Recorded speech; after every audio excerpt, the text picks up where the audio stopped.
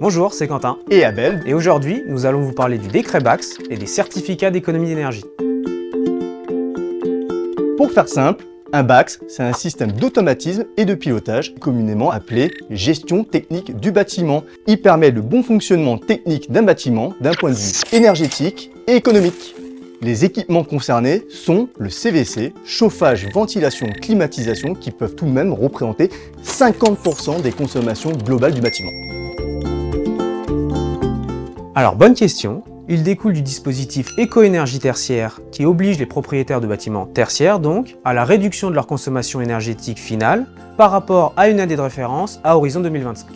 Le décret BACS est applicable depuis le 21 juillet 2021 et est la conséquence de ces objectifs ambitieux. Est-ce que c'est plus clair, Abel?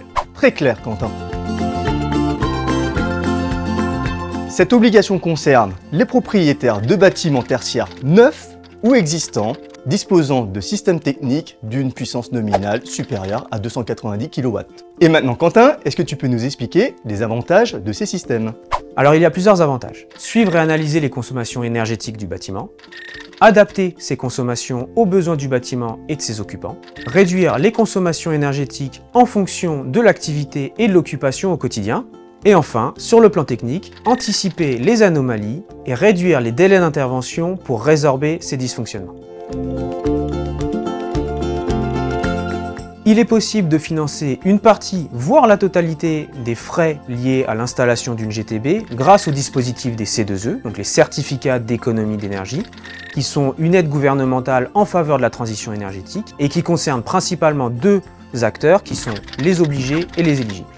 Imaginons que je sois un obligé. Je finance donc le dispositif des C2E. Je suis soit un fournisseur de gaz, d'électricité, de fioul domestique, de chaud ou de froid.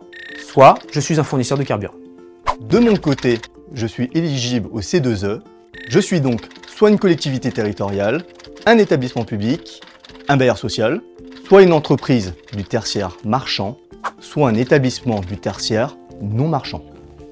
Je signe un contrat pour la valorisation des C2E avec un opérateur spécialisé ou un obligé. Le montant de ma prime C2E est proportionnel aux économies d'énergie réalisées grâce aux travaux.